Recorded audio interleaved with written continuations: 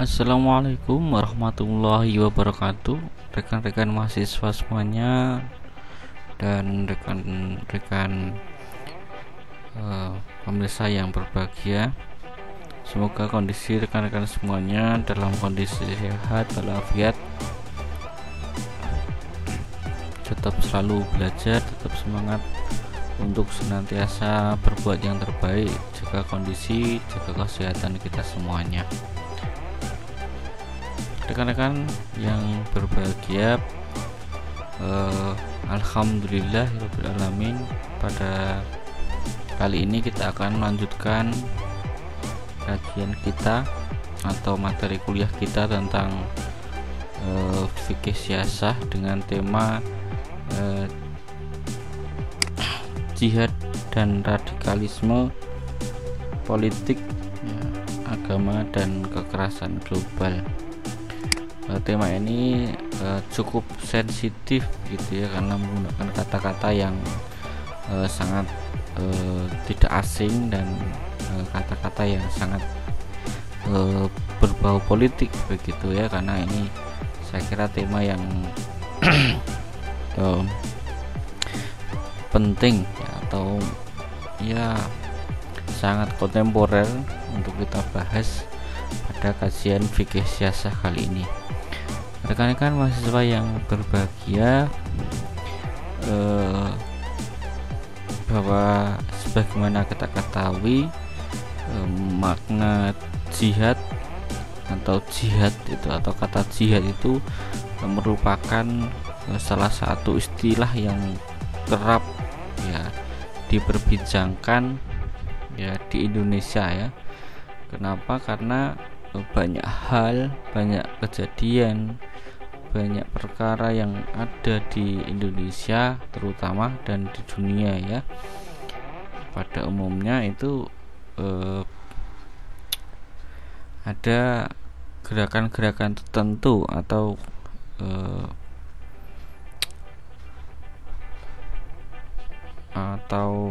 ya kegiatan ataupun aksi-aksi tertentu yang mengatasnamakan atau menggunakan dalil jihad ini.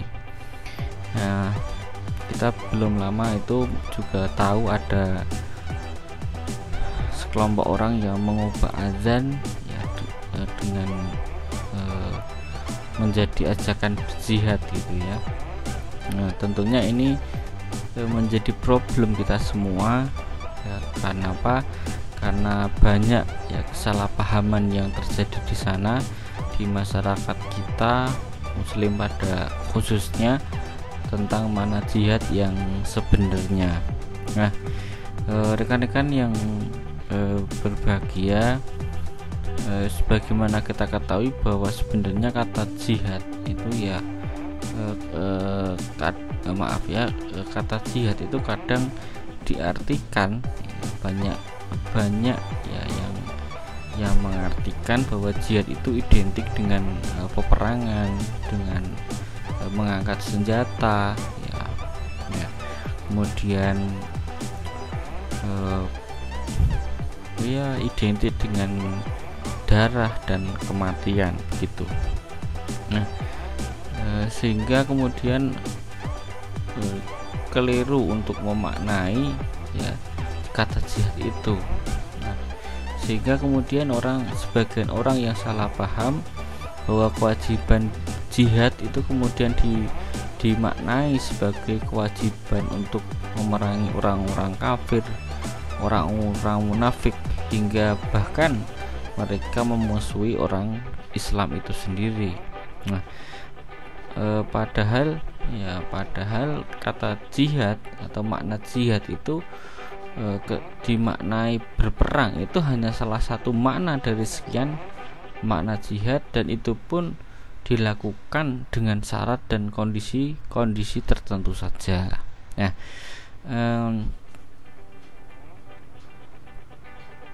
jadi pemahaman yang tidak benar tadi itu sangat sangat berbahaya, sangat riskan sekali, akan menimbulkan kejadian-kejadian yang bisa membunuh orang, bisa memerangi orang, mengebom, bunuh diri dan lain sebagainya karena salah konsep atau salah memahami kata jihad. Kata jihad itu kalau dalam bahasa Arab kan dari kata jahdun ya, yang mengandung arti kesulitan atau kesukaran ya. Jadi jihad itu adalah aktivitas yang di dalamnya itu mengandung kesulitan atau kesukaran ya. Bahkan ada juga yang mengatakan juhdu itu adalah kemampuan. Jadi artinya apa, bahwa jihad itu berarti mengerahkan segala kemampuan untuk melakukan perbuatan demi mencapai tujuan tertentu. Artinya usaha yang sungguh-sungguh. Nah, ini adalah makna jihad ya secara bahasa ya. Jadi dari akar yang sama, yaitu jihad tadi, maka ada kata ijtihad, ada juga mujahadah ya. Nah, ijtihad itu lebih identik pada masalah-masalah fikih ya, yang berarti dia itu berusaha ya dengan sungguh-sungguh untuk apa? Untuk menetapkan hukum agama atau hukum syariah ya, tentang sebuah kasus, tentang sebuah perkara yang itu tidak ada ketentuannya atau belum ada ketentuannya di dalam Al-Quran dan hadis secara gamblang ya, secara secara tekstual itu belum ada baik di Quran maupun hadis. Maka kemudian diperlukan ijtihad, yaitu usaha yang sungguh-sungguh untuk mengeluarkan hukum. Nah, kemudian kita juga ada kata mujahadah ya.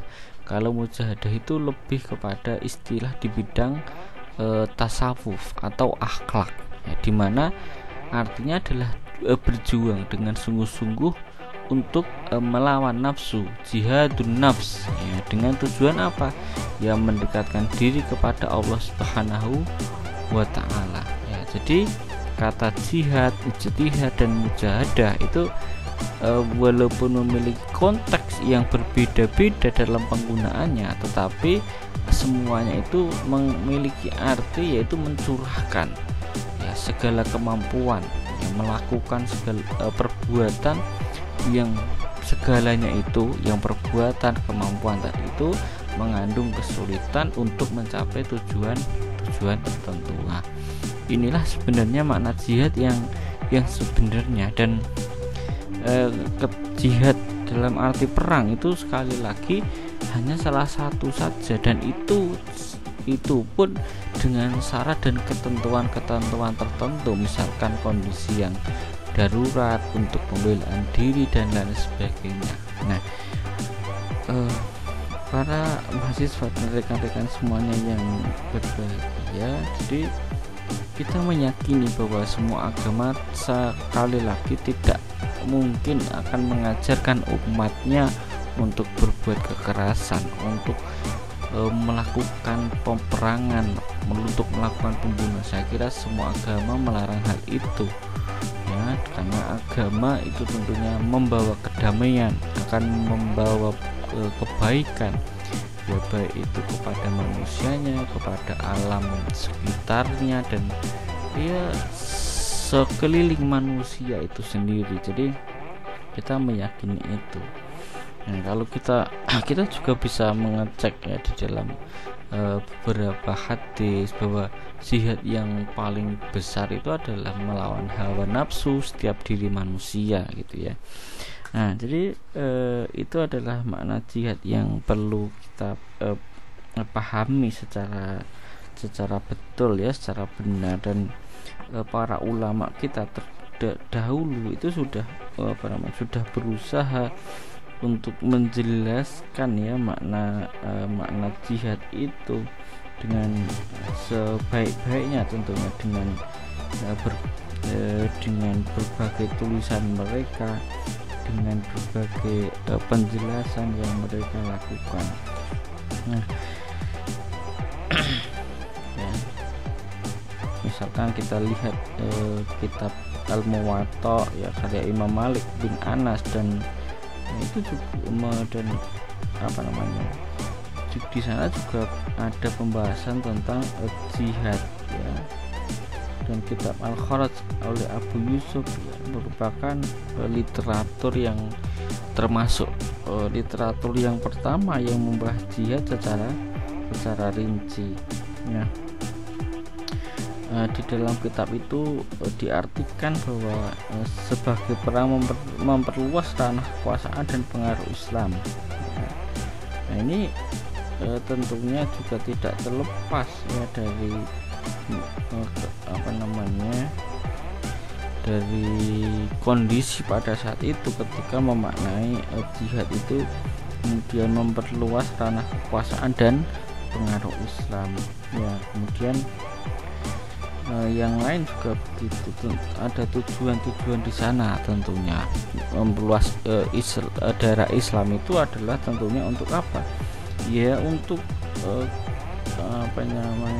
membuat dunia, membuat negara lain atau warga lain atau orang lain itu mengetahui tentang jalan Allah atau jalan ilahiyah ya, sehingga kemudian manusia itu mau mengikuti kemauan Tuhan ya, yang disampaikan melalui agama Islam. Jadi di sini jihad ya, di dalam kitab tadi itu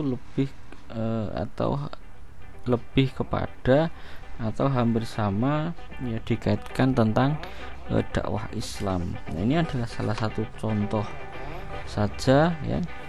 Kemudian kitab-kitab yang lain yang berbicara tentang jihad itu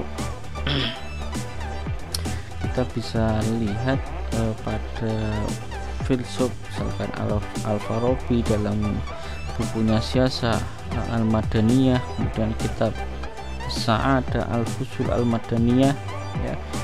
Kemudian juga ada yang lain gitu ya.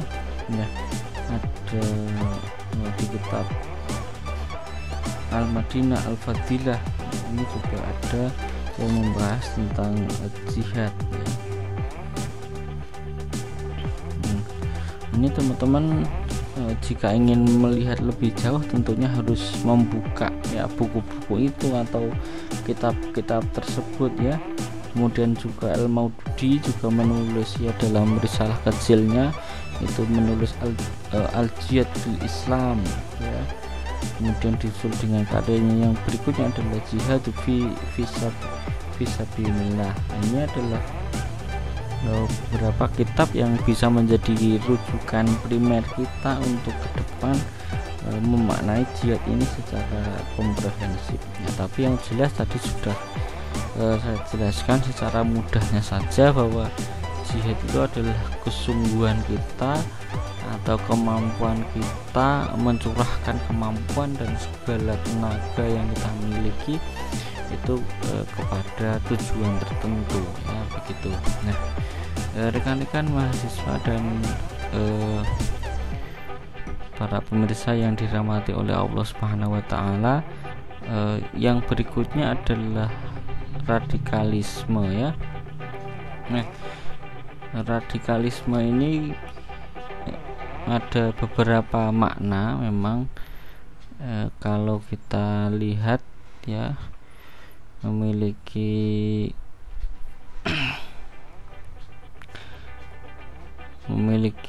apa namanya ya, 3 arti ya, kalau kita buka di dalam Kamus Besar Bahasa Indonesia. Pertama adalah paham atau aliran yang radikal dalam politik ya. Yang kedua itu diartikan paham atau aliran yang menginginkan perubahan atau pembaharuan sosial dan politik dengan cara kekerasan atau drastis. Dan yang ketiga dalam Kamus Besar Bahasa Indonesia, kata radikalisme adalah sikap ekstrim dalam aliran politik. Nah, jadi larinya kemana sih? Larinya atau tujuan akhirnya adalah berkaitan tentang politik. Nah, istilah radikal sendiri ya, dalam KBBI tahun 1990 adalah artinya radikal, kata radikal itu adalah secara menyeluruh atau habis-habisan dan maju dalam berpikir atau bertindak. Artinya apa? Artinya di sini mudah diduga atau telah terjadi proses perubahan makna dari istilah ini.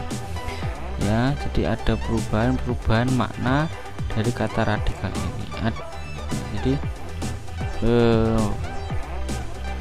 Jadi jika awal makna katanya tadi itu masih bersifat netral atau bahkan cenderung positif, maka kini makna radikal itu lebih kepada ke arah yang negatif gitu ya. Jadi radikalisme itu lebih kepada, atau radikal itu sekarang mengarah pada hal yang negatif. Kalau dulu pada 1990 tahun 1990 KBBA hanya mengartikan habis-habisan atau maju dalam berpikir atau bertindak. Ini kan sesuatu yang positif saja. Tetapi saat ini kata radikal ini sesuatu yang lebih kepada hal yang negatif gitu ya. Jadi sangat mudah kita pahami bahwa radikal yang awalnya bersifat netral itu kemudian bisa bermakna positif dan bisa juga bermakna negatif ya. Jadi tergantung pada konteks ruang dan waktu ya, apa yang melatar belakangi istilah tersebut itu digunakan ya. Maka di sini ada dua hal yang sangat penting ya, yang mungkin bisa saya jelaskan ya. Sepanjang ada propaganda oleh Amerika atau Barat selama hampir 2 dekade, yakni pasca 9/11 ya di tahun 2001 dan munculnya ISIS pada tahun 2014 hingga kematian Abu Bakar al-Baghdadi, belum lama berserang terlihat jelas diskursus perang global melawan terorisme, yaitu cenderung mereduksi istilah radikal atau radikalisme tadi sekedar ditunjukkan pada kelompok agama tertentu ya. Sedangkan yang kedua adalah populasi muslim di Indonesia adalah notabene terbesar di dunia, tapi praktek keagamaan Islam di Indonesia secara arus utama cenderung bersifat moderat dan toleran ya. Jadi begitu ya, Indonesia memang cenderung moderat dan toleran ya. Nah, kemudian Presiden kita Joko Widodo dan Menko Polhukam ya, supaya mencari istilah pengganti ya, atau istilah radikal jelas berpihak pada konteks sosiologis itu. Oleh karenanya istilah pengganti ini penting dirumuskan definisinya secara jelas dan lugas supaya tidak ada pemaknaan kata yang belum jelas begitu ya, supaya tidak menimbul untuk mengantisipasi ya potensi kerancuan atau bias pemaknaan dari penggunaan istilah radikal. Jadi istilah radikal ini memang ada sejarahnya kenapa lebih cenderung kepada hal yang negatif ya.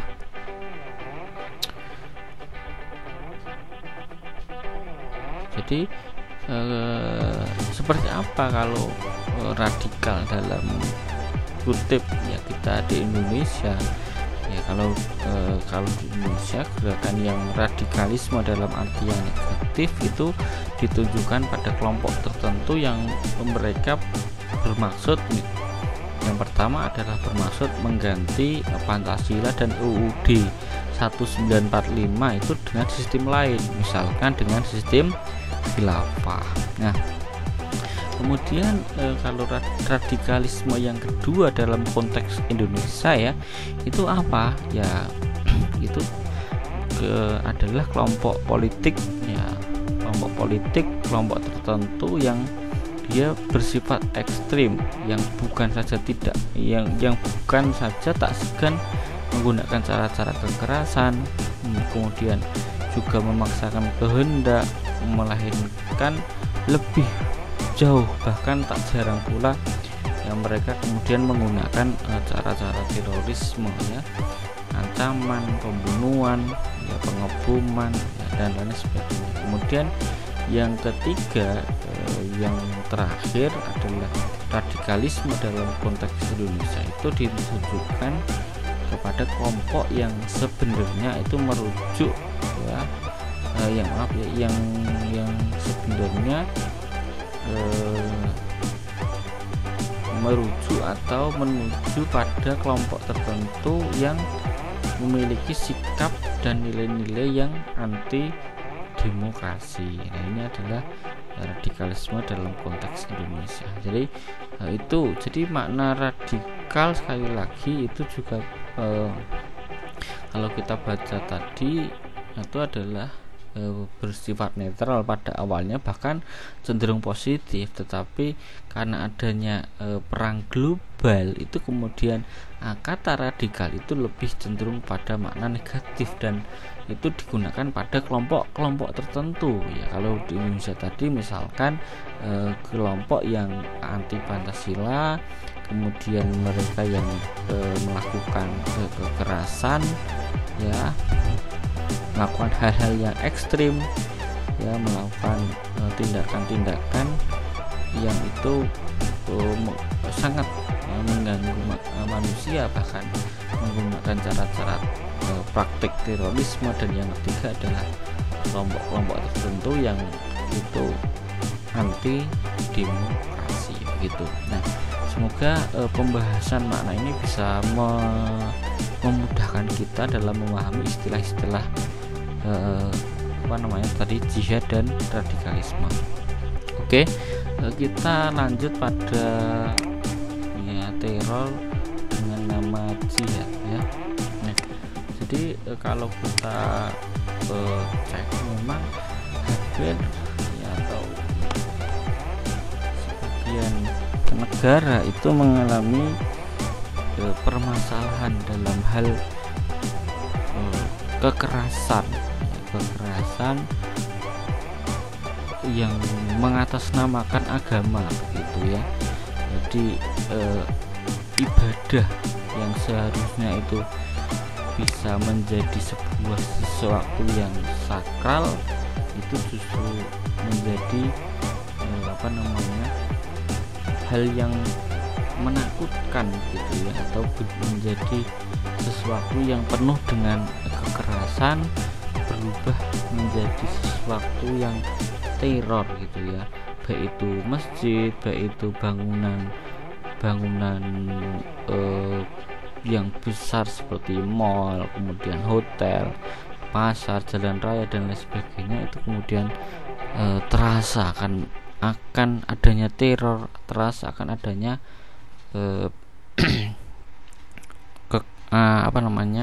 ancaman teror atau kekerasan.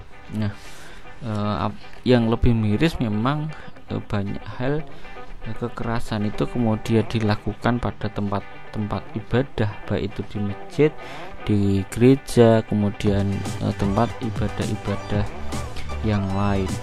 Kalau kita lihat itu, ya, ada teror di Yaman tahun 2015 misalkan, dua masjid itu ketika yang seharusnya menjadi tempat Allah, sesuatu yang sakral, itu menjadi sasaran teror, gitu, ya.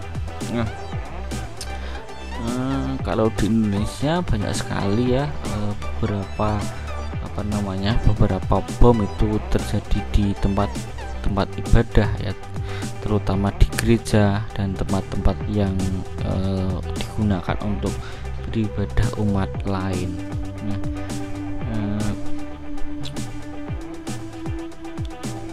kemudian kita juga bisa melihat di Amerika, gitu, ya, juga pernah terjadi teror, gitu, ya, di Gedung Putih.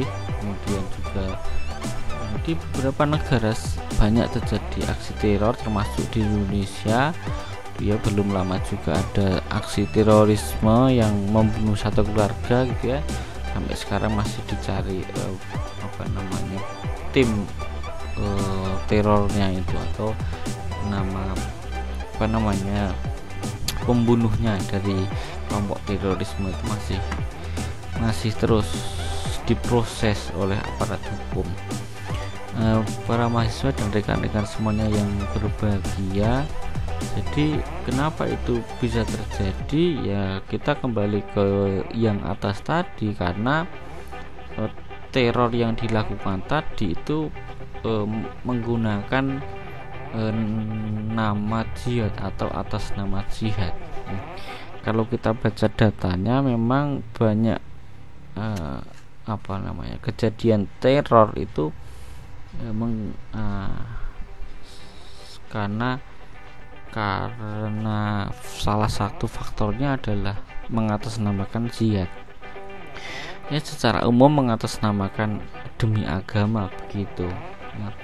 Bahkan kode amal itu digunakan sebagai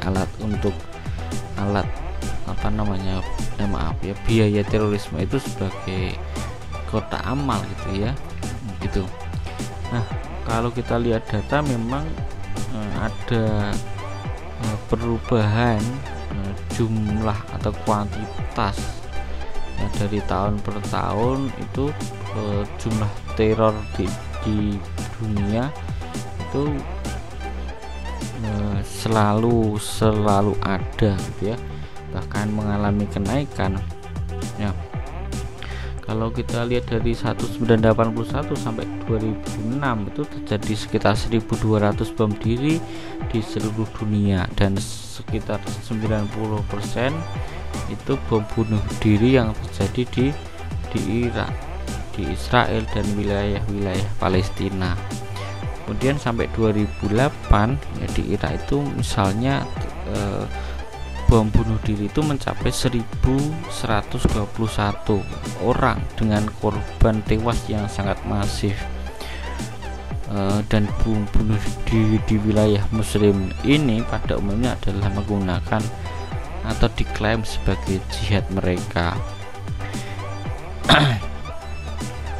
Bahkan pemboman bunuh diri itu selalu meningkat sampai pada tahun 2008 ya. Data yang di sini pada 2014 di seluruh dunia itu 592 serangan bunuh diri ya, meningkat 94% dibandingkan pada tahun sebelumnya.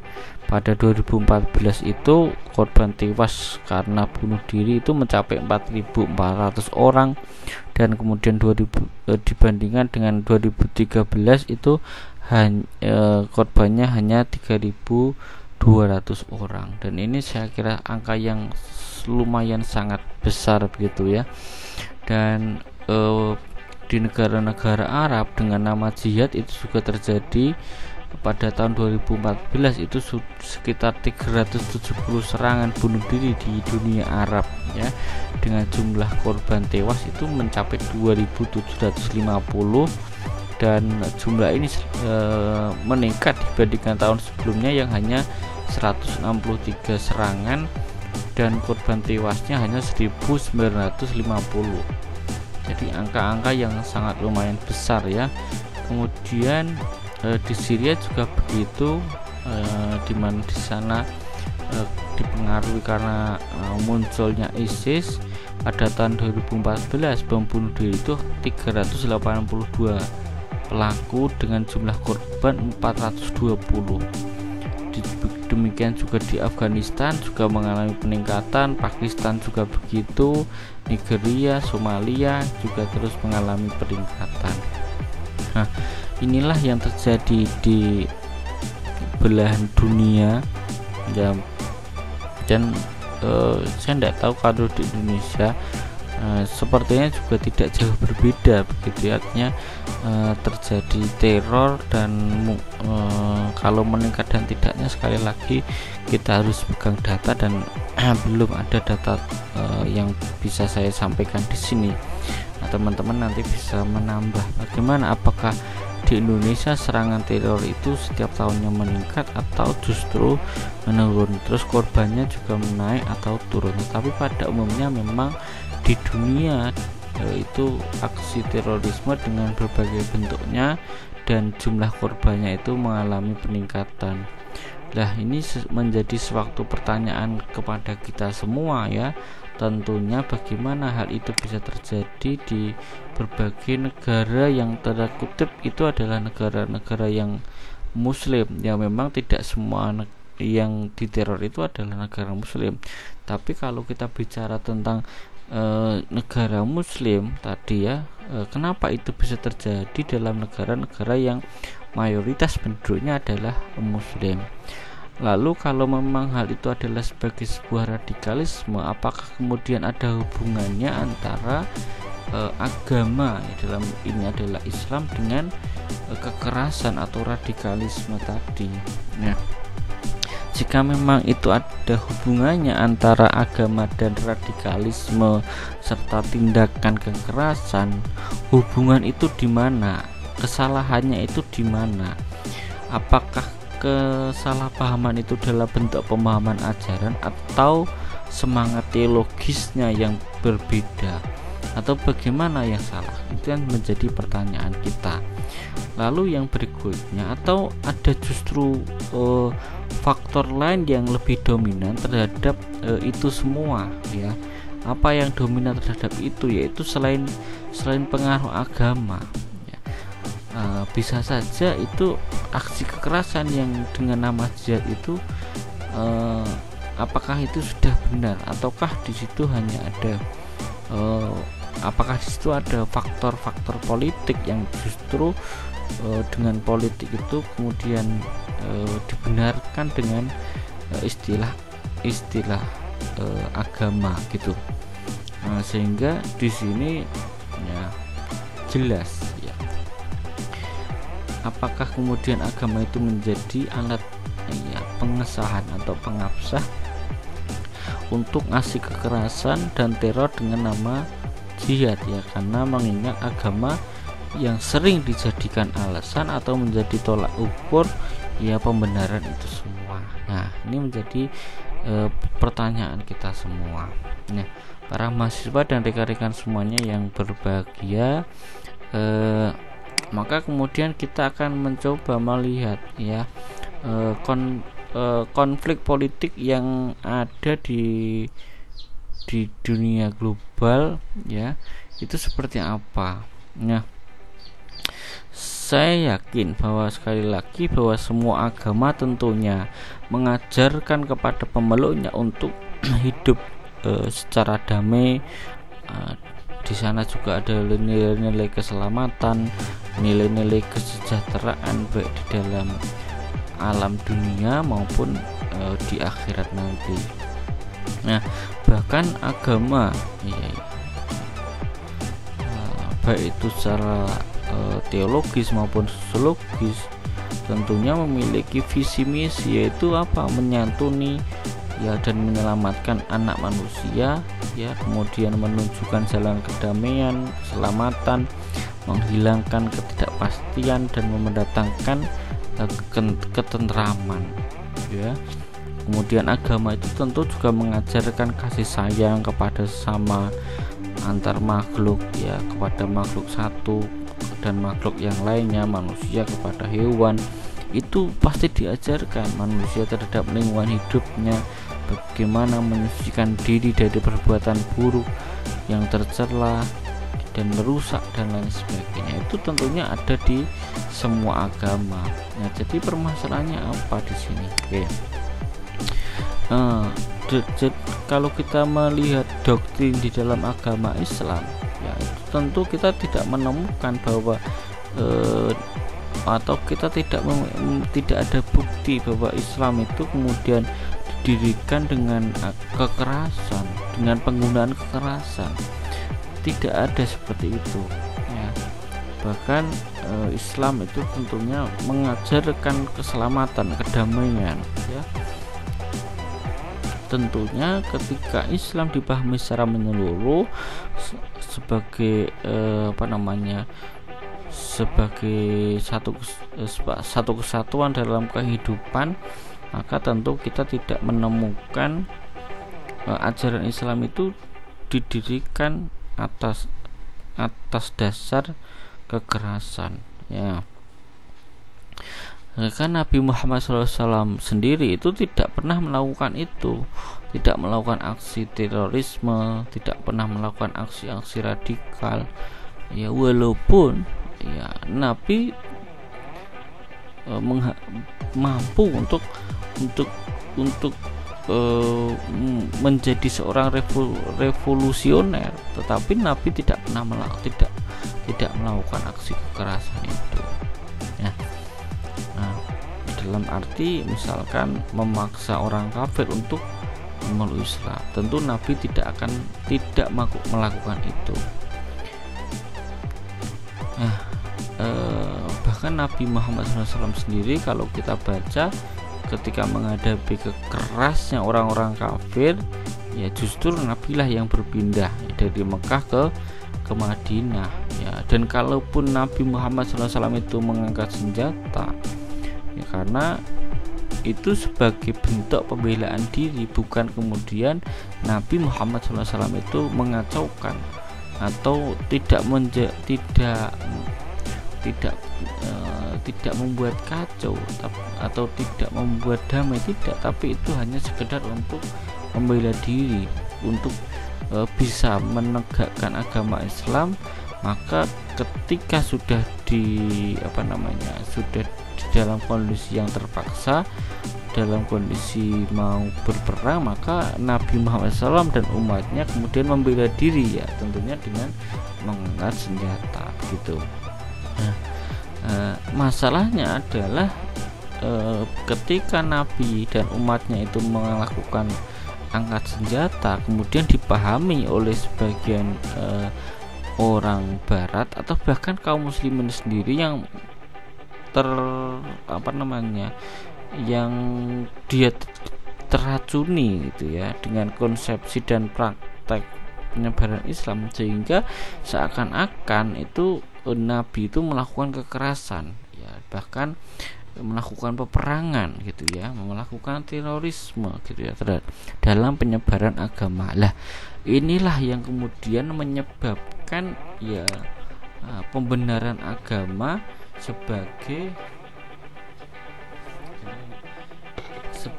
landasan untuk berbuat terorisme. Jadi artinya bahwa agama itu dijalankan dengan pedang, agama disebarkan dengan kekerasan, itu kemudian dijadikan landasan, dijadikan dasar untuk melakukan kekerasan tadi, karena pemahaman yang keliru, pemahaman yang rancu dalam konsep dalam konsep dan praktek penyebaran agama Islam, ya. Jadi melakukan kekerasan dengan nama jihad dan lain sebagainya itu disebut sebagai perang suci, dan itu terjadi karena persalahan konsep dan praktek dalam penyebaran Islam. Nah, ini tentu banyak terjadi hal yang demikian. Orang-orang yang melakukan terorisme ini menggunakan nama jihad, menggunakan nama agama dengan dalih karena demikian untuk menyebarkan Islam dan lain sebagainya. Tentunya ini tindakan yang tidak dibenarkan di dalam ajaran agama Islam. Nah, jadi jadi lebih tepatnya sekali lagi makna jihad itu kembali kepada yang awal tadi, yaitu ada usaha yang keras atau memperluas usaha yang betul-betul ya, betul-betul mencapai tujuan tertentu, ya. Jadi itu makna asalnya, tetapi kemudian makna jihad ini bergeser untuk apa? Untuk bergeser maknanya untuk mencapai kepentingan kebendaan, untuk mencapai harta rampasan perang. Dan sekarang ya mungkin untuk mencapai negara yang mungkin mereka sebut sebagai negara yang Islam, negara yang khilafah. Jadi terus bergeser dan bergeser. Jadi di sini ada masalah kepentingan politik. Nah, kepentingan politik inilah yang selalu berkembang sehingga menimbulkan aliran-aliran teologis, ya, aliran-aliran politik di dalam ajaran agama Islam.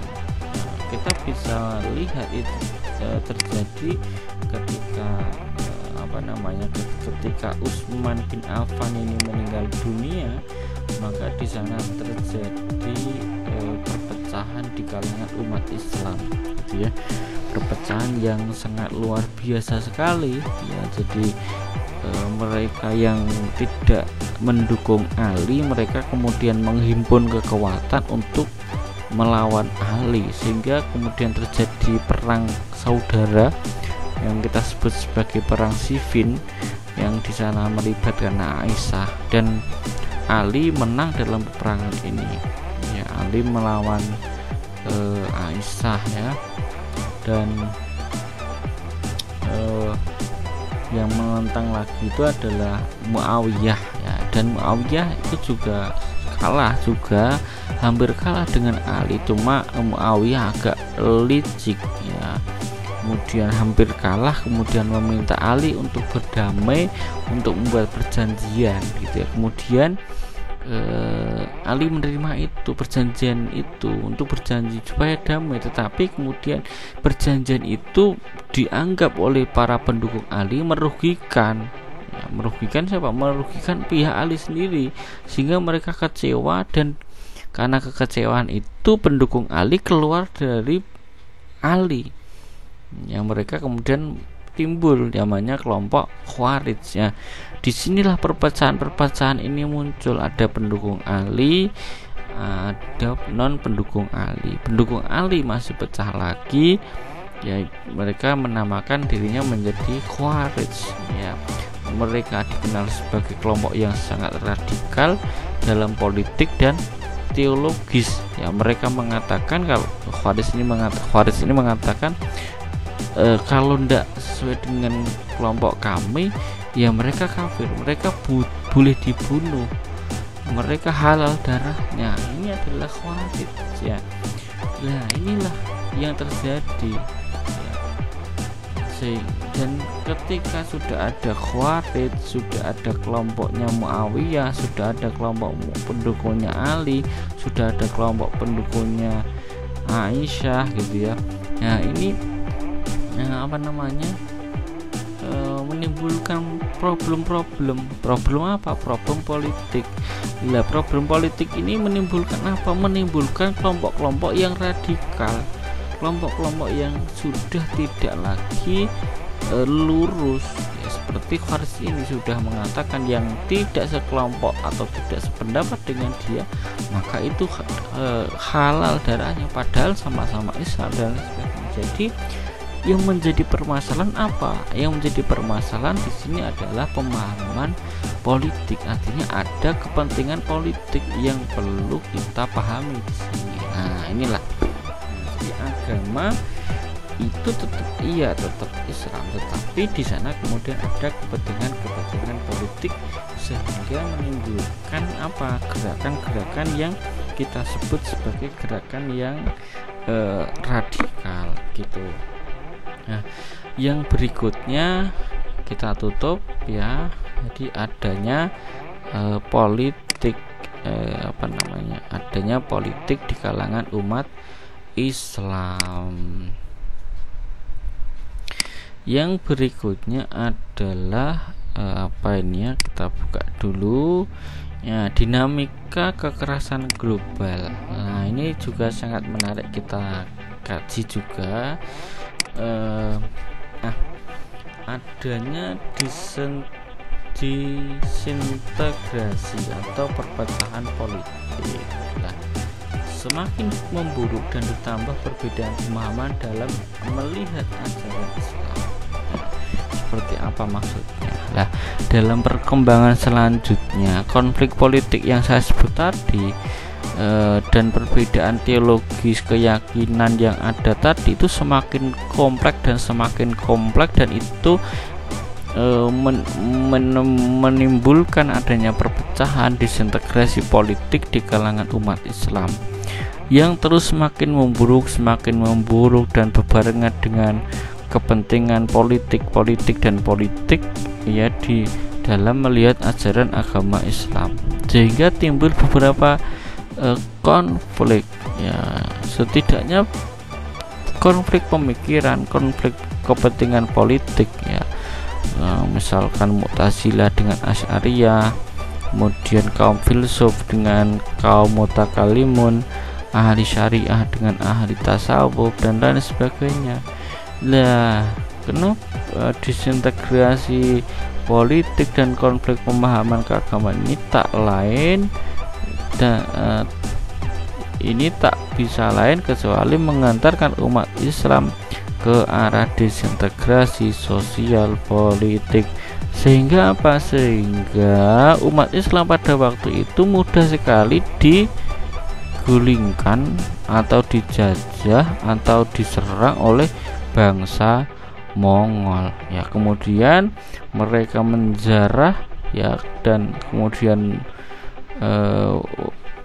mereka membuat ya kondisi umat Islam itu semakin parah, sehingga sangat sulit sekali umat Islam itu kemudian bangkit dari sakitnya itu ya, atau dari ya keparahannya itu tadi, sangat susah gitu ya.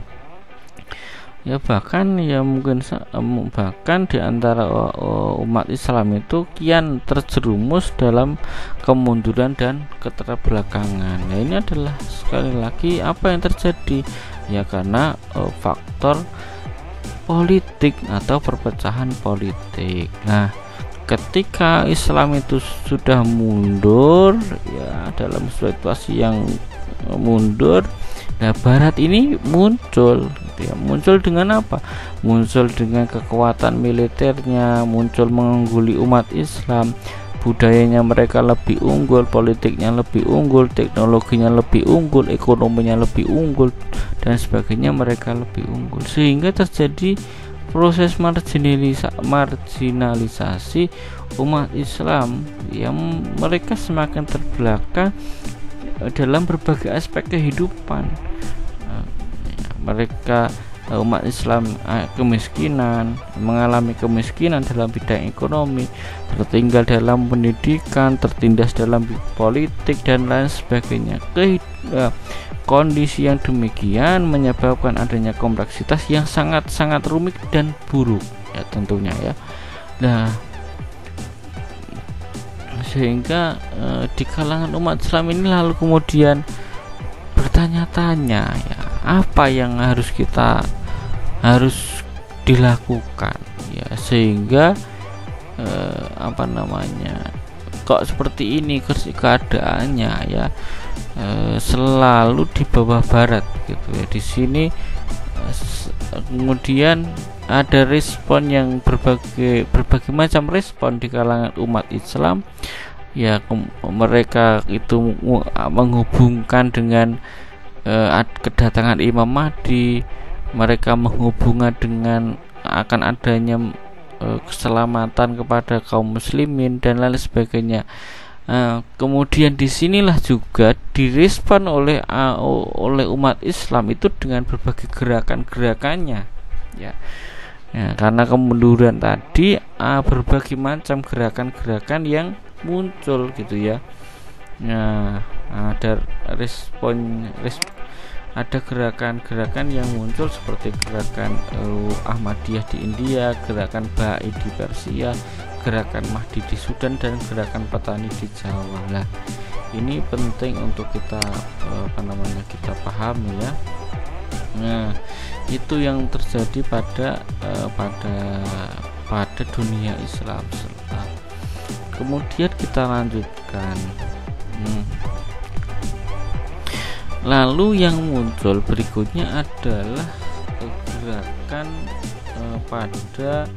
muncul juga gerakan pemurnian atau purifikasi gitu ya, purifikasi ya,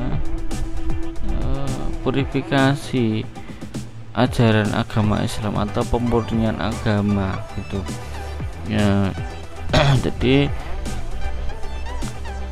selain tadi itu muncul beberapa keyakinan, muncul beberapa gerakan ya, kemudian ada muncul juga gerakan-gerakan pemurnian agama gitu ya. Ya, apa itu contohnya gitu ya. Nanti kita akan ke sana, seperti gerakan tarekat sufi ya, kemudian gerakan-gerakan sufi ya, misalkan Darqawiyah dan Tijaniyah di Maroko, Sanusiyah di Libya, Yaslutiyah di Arab dan lain sebagainya. Ini bentuk-bentuk gerakan yang muncul untuk memurnikan agama.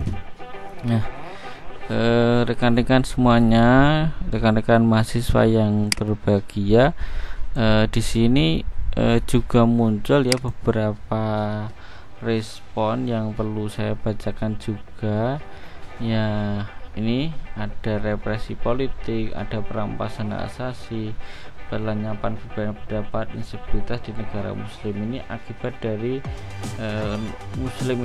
negara muslim itu selalu kalah begitu ya, yang disebut tadi, atau mengalami kemunduran tadi. Lalu kemudian muncul gerakan yang saya sebut, ada gerakan radikalisasi ya, misalkan ada Ikhwanul Muslim, kemudian gerakan pendayaan Islam di Afrika Utara ya, kemudian ada gerakan Ayatullah Khomeini di Iran ya, yang berhasil menumbangkan rezim tiran Shah Iran. Kemudian ada juga gerakan Mahdi ya, pimpinan Muhammad At-Tabi yang menyerbu Masjid Al-Haram di Mekah pada tahun 1979. Nah, kemudian yang paling penting juga ya, adanya kekerasan struktural di tingkat global. Ini juga catatan kita semua, di mana itu di Palestina yang sekarang juga tidak selesai-selesai. Nah, ini adalah bentuk kekerasan tingkat global yang menjadi perhatian kita ya. Di mana di sana ada penciptaan negara Zionis Israel Barat yang melenyapkan hak asasi bangsa Palestina ya. Dan tentunya ini adalah bentuk ya, kekerasan ya, struktur global yang sangat pincang dan sangat sulit ya kita menghadapi itu semua, karena karena di sana dihilangkan karena adanya adanya gerakan radikal global yang kemudian berdasarkan agama.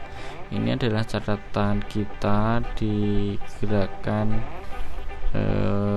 kemerdekaan wilayah Islam dan respon modernisasi. Nah, kemudian yang terakhir ini masih ada satu, adalah kekerasan struktur dan perdamaian. Nah, ada beberapa hal yang kita catat di sini ya, bahwa tak bisa dibantah lagi bahwa negara-negara muslim terdapat banyak konflik ya. Ada banyak konflik seperti yang saya sebutkan tadi.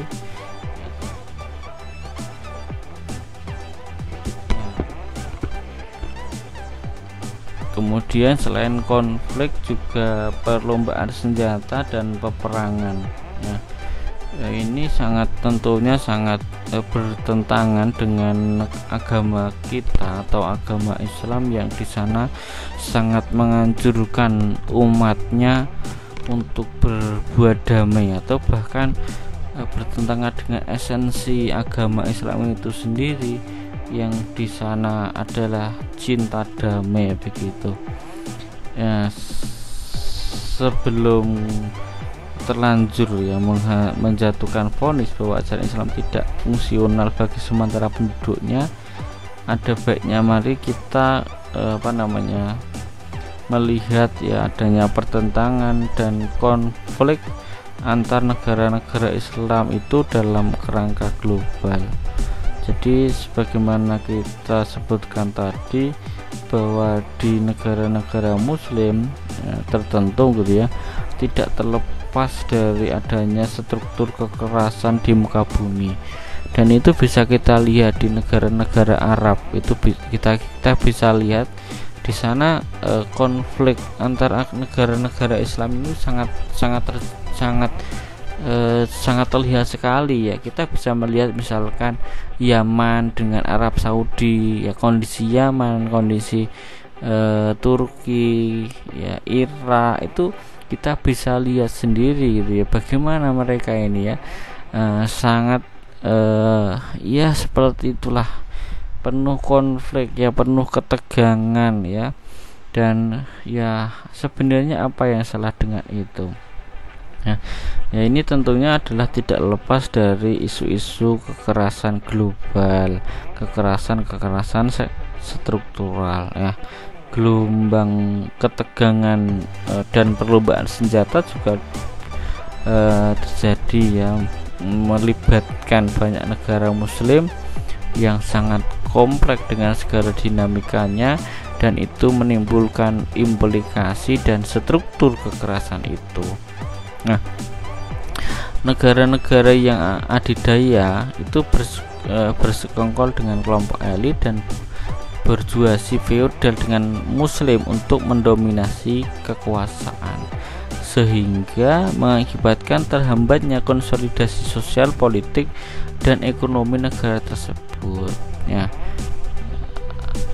Dalam situasi seperti inilah ya, kemudian muncul rezim otokratik dan despotik di dunia muslim yang berguna untuk apa? Yang gunanya adalah melanggengkan kekuasaannya secara struktural, sangat tergantung pada militer dunia yang dipimpin oleh Amerika Serikat tentunya.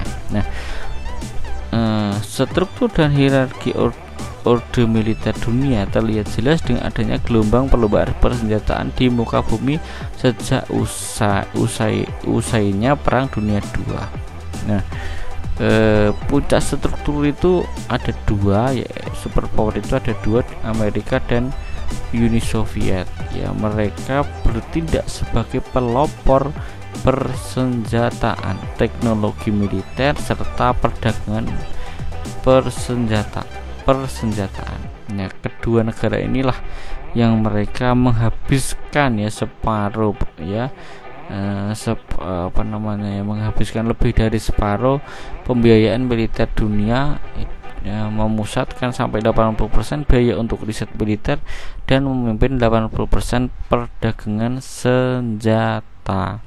Nah, negara-negara lain itu juga ada yang mengikuti seperti Inggris, Prancis, Cina ya. Ya, mereka juga mengikuti perlombaan senjata seperti ini ya. Ketika Uni Soviet itu kemudian ambruk ya, perlombaan senjata itu tetap berlangsung dan sampai sekarang itu bisa kita baca itu ya, bisa kita lihat. Nah, lalu pertanyaannya, negara-negara muslim ini dalam perlombaan senjata itu seperti apa gitu ya. Nah, dalam perlombaan senjata itu apa gitu ya. Nah, kalau kita melihat dari data yang ada gitu ya, ada setidaknya 3 negara atau 2 negara lah yang besar dalam menghabiskan ya, keuangan negaranya itu untuk pertahanan. Ada itu yaitu Arab Saudi ya. Arab Saudi itu nomor 6 ya. Kemudian yang kedua adalah negara pertama adalah Saudi, yang kedua adalah Iran itu di nomor 17 ya. Nah, 2 negara inilah yang kemudian paling besar dalam menghabiskan biaya untuk pertahanan. Dan ini tentunya sangat adanya sebuah persekongkolan ya, negara adidaya dengan kelompok elit ya, ini kemudian berkompromi sehingga terjadi perlombaan senjata, dan perlombaan senjata itu yang memimpin siapa? Ya tentunya adalah negara-negara yang adidaya tadi, yaitu Amerika dan Uni Soviet gitu ya. Dan negara Muslim yang paling besar yang pertama adalah Arab Saudi, dia nomor 6 sedunia. Dan bentuk kekerasan struktural dan perdamaian itu ya ini adalah ada 3 ya, ada perlombaan senjata, ada persenjataan militer, dan perdagangan persenjataan, dan ini menghasilkan nilai ekonomi yang cukup besar gitu ya, karena mereka saling membutuhkan satu dengan yang lainnya untuk mempersenjatai negara-negara mereka. Dengan adanya konflik yang diciptakan secara struktural tadi, secara global tadi, maka kemudian senjata-senjata mereka itu kemudian laku, dan sekali lagi inilah bentuk kekerasan global yang sangat struktural yang dikuasai oleh negara-negara adidaya. Dan ada akhirnya negara-negara yang konflik tadi, ketika pun itu ada usaha untuk damai ya, perdamaian itu kemudian hanya sebatas retorika semata. Dan itu kenapa begitu ya, karena akan